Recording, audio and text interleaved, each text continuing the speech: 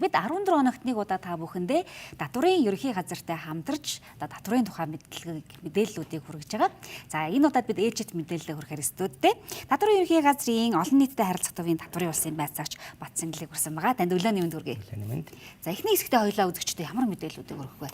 Эхний хэсэгтээ бол ер нь бол хоёр төрлийн хөрөнгөний албан татврын талаар мэдээлэл өгье гэж бодож байна. За. Тэгэхээр ер нь бол түрүүнд бид нөгөө танилцуулах хэсгээр ирсэн хөрөнгөний албан татварт бол нэг 6 төрлийн хөрөнгөний албан татвар хариалагдахар байгаа. Гэхдээ тэрнээс бол яг одоогийн байдлаар бол хоёр төрлийн татврын хууль бол хараахан бас эцэслэж батлагдаагүй. Тэр нь өв залгамжлал бэлгэлийн албан татвар. За хоёр дахь нь бол нохой муурны албан татвар. Яг эцэслэж одоо батлагдаагүй байгаа. За тэгэхээр зэрэг дөрвөн татвар ярихаас эхний хэсгээр бол малын тоо толгойн албан татврын талаар, за мөн үйл хөдлөлийн хөрөнгөний албан татврын талаар яриа гэж бодож байна. За тэгвэл эхлэе тий. Тэгэхээр малын тоо толгойн албан татврын тухай хууль гэдэг маань бол ер нь энэ хөрөнгөний албан татврын хуулиуд бол нэг орон нутаг дандаа зохицуулж авдаг татварууд байж. За түлхүү ер нь бол тийм ээ. Тэгэхээр зэрэг малын тоо толгойн албан татврын тухай хууль дээр бол мал гэж ер нь бол манай уламжлалт 5 ушин малыг нэрлсэн байж байгаа. За дээр нь малчин гэсэн тодорхойлолтойгоо яг одоо малаа маллаж үндсэн орлогоо олдог иргэдэг бол малчин, бас мал бүхий этгээд гэдэг ойлголт байгаа. Мал бүхий этгээд гэдэг нь бол нөгөө үндсэн орлогоо олдгоо ч гэсэн мал өмчлөдөг, малтай иргэдэг хэлж гэнэ гэсэн үг шүү дээ. Тэгэхээр зэрэг малчин болон мал бүхий этгээд аль аль нь бол одоо тэр өмчилж байгаа малынхаа тоо толгойд хамаарах одоо татварыг бол төлнө. Тэгэхээр зэрэг малын тоо толгой албан татврын хувьд бол улсын хурлаас батлахтаа бол нөгөө 0-оос 2000 төгрөгийн хооронд нэг малд гээд тогтоогоо тогтсон. Тэгэхдээ энэ интервал багтаагаад сум болгон, дүүрэг болгон өөрөө тогтоодог гэсэн үг. Тэгэхээр зэрэг одоо Монгол улсад 333 сумтай гэвэл 333 өөр хувь хэмжээ үнийн дүн байж гэнэ гэсэн үг байна шүү дээ. За Булган аймгийн тэр сум өөр. За Хинтээ аймгийн тэр сум өөр байх нь шүү дээ. Одоо Улаанбаатарын хаан уул дүүрэг өөр, Багангаа дүүрэг өөр, Багнуур дүүрэг өөр гэсэн үг. Ер нь бол. Тийм байна. Тий. Тэгэхээр зэрэг малын тоо толгойн албан татврыг авахын тулд бол орон нутгийн өөрөө удирдах байгууллагатай хамтарч ажилладаг. Нөгөө жил болгоны 12 сард чинь нөгөө мал тооллого явдаг шүү дээ.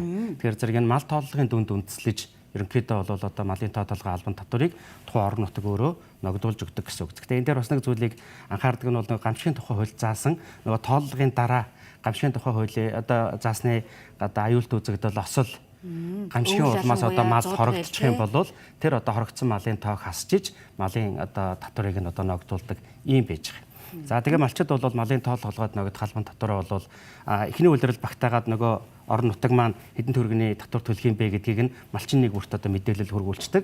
За тэгээ 7 сарын 15 болон 12 сарын 15-нд 2 хуваагаад малын одоо татвараа төлөх юм одоо зохицуулттай байж байгаа. Тий. За дараачих нь бол үйл хөдлөх хөрөнгөний албан татвар байж байгаа. Үйл хөдлөх хөрөнгөний албан татвар. Тэгэхээр зэрэг үйл хөдлөх хөрөнгөний албан татврын тухай хувьд бол Монгол улсад 2000 оноос хойш мөрдөж эхэлсэн. Ер нь бол манай Монгол улсын хувьд бол нөгөө үйл хөдлөх хөрөнгөтэй холбоотой харилцаа жоохон сул. Ягаад тэгэхээр бид нар чинь нөгөө нүүдлийн соёл иргэншилтэй хардсан учраас нөгөө газрыг өмчилдөггүй, тодорхой нэг суурин байршдаггүй учраас үйл хөдлөх хөрөнгөтэй холбоотой харилцаан дээр бол ер нь бол манайх жоохон тийм сул байгаад байдаг. Тэгэхээр зэрэг үйл хөдлөх хөрөнгөний албан татврын тухай хууль бол 2000 оноос хэрэглэгдэж эхэлсэн ийм хууль байж байгаа. Тэгэхээр зэрэг үйл хөдлөх хөрөнгө гэж юу хэлж гэнэ вэ гэхээр зэрэг иргэний хууль дээр заагаад өгсөн байж байдаг. Үйл хөдлөх хөрөнгө гэдгийн суурь нь бол ерөөсө газар. Тэгээд газараас салгамагц зориултын дагуу ашиглах боломжгүй болчдөг зүйлүүдийг л үйл хөдлөх хөрөнгө гэж байгаа. Тэгэхээр зэрэг газар дээр барьсан барилга байгууламжуудыг л ойлгож болно гэсэн үг. Тэгэхээр зэрэг үйл хөдлөх хөрөнгөний хувьд бол албан татврын хувьд бол хамгийн нэгдүгээрт нь бол өмчилсөн газар байж байгаа. Тэгэхээр зэрэг газар дээр бол бас нэг зүйлийг хүмүүс ингээд яагаад байдаг, андуураад байдаг. Өмчилсөн газар, эзэмшиж байгаа газар гэдэг хоёр зүйл чинь шал хоёр өөр зүйл байж байгаа. Өмчилсөн газар гэдэг бол одоо тэр нөгөө газрын тухай хуулийн дагуу өмчлөө тавьчихсан газар байж байгаа газар гэсэн үг. Тэгэхээр зэрэг энэ үйл хөдлөх хөрөнгөний албан татвар буюу газрын албан татвар гэдэг бол тэр өмчилсөн газрын хувьд яригдана. Харин одоо нөгөө эзэмших хэрэгтэй газар гэж бас байгаад байгаа шүү дээ. Эзэмших хэрэгтэй газруудын хувьд бол нөгөө газрыг эзэмшснийхаа төлөө төр төлбөр төлнө. Тэр нь газрын төлбөр болно гэсэн үг. Тэгэхээр зэрэг энэ газрын төлбөр, газрын татвар хоёр бол хоёр өөр зүйл шүү гэдгийг бас энд бас нэг товчхон хэлхийг хүсэж байна. Тийм байна. Ялгаж салгаж ойлгох хэрэгтэй. Нэг нь өмчилсөн газрын хувьд бол татвараа төлнө. Эзэмшиж байгаа газрын хувьд бол төлбөрөө төлөх юм зохицуулт байж байгаа. Дээр нь одоо үйл хөдлөх хөрөнгөний албан татврын тухайд бол түр нэлсэн газраас салгамагц зориултын дагуу ашиглах боломжгүй болчдөг хөрөнгүүд. Тэн дээр бол яаж яах вэ гэхээр зэрэг одоо барилга байгууламжууд байж штэ тийм ээ. За нийтийн эзэмшлийн одоо орон сууцууд, хувийн орон сууцууд, За одоо өмчилсөн газар дээр барьсан одоо хашаа байшингууч гэдэг юм уу те. Энэ бүгд бол одоо яг нь үл хөдлөх эд хөрөнгө гэж бүртгэгдээ явж идэг ийм зүйл байж байгаа. За тэгэхээр ер нь бол бид энэ хөрөнгийн албан татварын тухай хуулиудыг ингэж ялгаж салгаж дотор нь байдаг категориудыг бас сайн мэддэг байх хэрэгтэй. Ер нь бид татвар болоод яг өөртөө яг надад юу хамааралтай байгаа вэ гэдгээс шалтгаалаад тэр хуулиудыг бүгдийг биш юмаа гэхэд ер нь бол мэддэг байх хэрэгтэй байна гэд ер нь таны мэдээлүүдээс байнга тэгж ер нь бодогдож шүү те. Татварын харилцаанд оролцогч нэг субъект болохын хувьд бид нар ч өдөртмөл эдийн засгийн харилцаанд орж шүү дээ. Тэгээд энийг дагсан одоо татварын харилцаа байнга гождог учраас бид нар тодорхой хэмжээний мэдээлэлтэй байх ёстой. Ядаж шаардлага гарсан үед хаанаас дэлгэрэнгүй одоо уншиж судалж болох уу гэдгээ мэдчих нь бол одоо нэн тэргүүний зорилго юм шиг байна.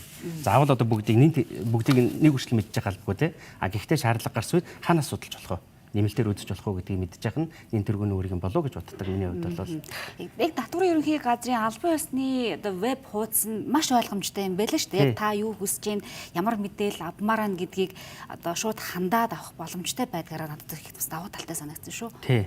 Дээр нь бол одоо бид нар бас энэ жилээс нөгөө хиймэл оюун ухаанд суурилсан 24/7 ажилдаг татвар чат GPT гэж хиймэл оюун ухаанд одоо тийм одоо чат GPT ажиллаж байгаа. Тэр лөө бол ингээд ороод та хүссэн одоо мэдээлэл шаардахад хариултын нөгөн зүгээр яг энэ дээр нэг зүйлийг анхааруулж хэлэхэд тэр нөгөө хууль тогтоомжийн дагуу хариулах гэж байгаа шүү дээ. Тийм учраас асуулт маань бол яг бас харьцангуй хуулийн үг хэллэгтэй одоо нэг байхгүй бол бид нар чинь нөгөө нэг шууд нөгөө өөрийнхөө ойлгосноор асуучаар магадгүй тэр чинь нөгөө програм шүү дээ. Тийм учраас заримдаа ойлгохгүй байх тохиолдол гараад идэг юм шиг байлаа. Одоо нөгөө яг татварын ч юм уу эдийн засгийн харьцангуй тодорхой хэмжээний мэдлэгтэй хүмүүс асуухаар боломжийг хариулаад байдаг.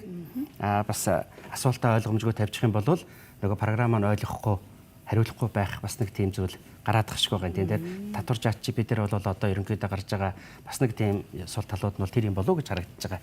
За бидний зүгээс ч мөн адил та бүхэндээ яг татварын тухай мэдээллүүдийг цаг алдалгүй хүрэх үүднээс 14 хоногт нэг удаа бас үзэгчтэй мэдээлэл хүргэж байгаа шүү дээ тийм ээ. За танд өөр нэмж хэлэх зүйл байна. Тийм тэгэхээр үйл хөдлөх хөрөнгөний албан татвар дээр яриа явж байна. Тэгэхээр үйл хөдлөх хөрөнгөний албан татварын хувьд бол ногдуулах үнэлгээ гэдэг нэг зүйл байж байдаг. Түрүүн мал дээр бол шууд тоо толгойд ногдуулчихжсэн бол үйл хөдлөх албан татварын хувьд бол үнэлгээнд нь ногдуулдаг. Ногдуулахдаа бол яадаг вэхээр зэрэг 3 үндсэн аргачлал байж байгаа. Хамгийн нэгдүгüүрт нь бол үйл хөдлөх хөрөнгөний бүртгэлд бүртгүүлсэн байх юм бол тэр үнээс нь татварыг нь бодно. Хэрэв үйл хөдлөх хөрөнгөний бүртгүүлээгүй байх юм бол даатгуулсан үн байна уу? Даатгаллын үнээс нь бодно. За үйл хөдлөлийн хөрөнгөний бүртгүүлээгүй бас даатгуулаагүй байж байгаа юм бол данс бүртгэл тусгагдсан үнээс нь одоо татварыг нь үнэлж бодноо гэсэн ийм одоо хуулийн зохицуулттай. Энэ үнэлгээг нь яадаг вэхээр зэрэг жил болгоны 1-р сарын 15-наар тасалбар болгож гаргадаг. Тэгэхээр зэрэг одоо юу гэдгийг 26 оны татварын ногдлыг нь хийхин тулд 26 оны 1 сарын 15-наар иргэн одоо Бацангалын өмчлөл дээр байгаа үйл хөдлөх хөрөнгүүдийг үнэлгээг нь гаргаад газрын алба татварыг ногдуулчих нь шүү дээ. Ер нь бол тийм ээ. Ногдуулаад өгчдөг. Татвар ногдуулах хувь нь бол 0.6-аас 2-ын хооронд байж байгаа. Улсын хурлаас баталсан хувь нь. Тэгээд энэ интервалд багтаагаад аймаг нийслэлийн иргэдийн хурлууд өөрсдөө хувь тогтооно. Тэгэхээр зэрэг аймаг болгоноор өөр гэсэн үг. Бас мөн адилхан өөр юм байна тий. За дээр нь бол одоо сүүлд орсон нэг нэмэлт өөрчлөлтөөр одоо нөгөө энэ барилга байгууламж хот тосхны одоо хотхны зориултаар олгосон газрын 20%-оос доошгүй хувь нь цэцэрлэг ногоон байгууламж байх ёстой. 20%-оос доошгүй хувь нь одоо авч зогсоол байх ёстой гэсэн шаардлага тавиад хэрвээ энэ одоо шаардлагыг хангахгүй бол дахиад одоо нөгөө үйл хөдлөх албан татварын хувийг нэг хүртэл хувиар нэмэгдүүлж болох юм нэмэлт зохицуултыг оруулаад өгсөн ийм байж байгаа. Тэгэхээр зэрэг ингээд нийлүүлээд аваад үзэх юм бол 0.6-аас 3% хооронд үндсэндээ интервалыг нь тогтоогоод аймаг нийслэлийн иргэдийн хурлаас үйл хөдлөх хөрөнгөний албан татварын хэмжээг тогтоож болно гэсэн үг. Тэгэхээр энэ дээр бол аймаг болон нийслэл болгон иргэдийн хурлаараа ялгаатай тогтоогоод өгсөн ийм зүйлүүд байж байгаа. Зарим нь бол ингээд өөр одоо ялгаатай хувь хэмжээг тогтоож өгсөн байна. За Баян Хөлгийн, Баян хонгор дарахын эдвэр бол ингээд зөвхөн бүх одоо тэр аймгийнхаа хэмжээнд хамаарах үйл хөдлөх хөрөнгүүдэд нэг дан хувь тогтоогоод өгсөн тохиолдол байж байгаа. Улаанбаатар бол жишээлхэд 5 бүсэд хуваасан байдаг. Үйл хөдлөх хөрөнгөний татварыг ногдуулахдаа 5 бүсэд хуваагаад 3 өөр интервалаар одоо албан татварыг ногдуулсан байх ийм тохиолдол бас байна. За эхний хэсэгтээ бид та бүхэндээ мэдээлэл хүргэлээ. Дараагийн хэсэгтээ та ямар мэдээлэл хүргэх вэ? Дараагийн хэсэгтээ бол ерөнхийдөө автовер өөрөө өгч хэрэгслийн албан татварын талаар мөн галт зэвсэг буюу одоо бууны албан татварын талаар мэдээлэл хүргэе гэж бодож байна. За баярлалаа танд. Баярлалаа. За студид маань татварын ерөнхий газрын олон нийтэд харилцах төвийн татварын улсын байцаагч Батсангал ирж та бүхэндээ за хөрөнгөний албан татварын хуулиудын талаар мэдээлэл хүргэлээ.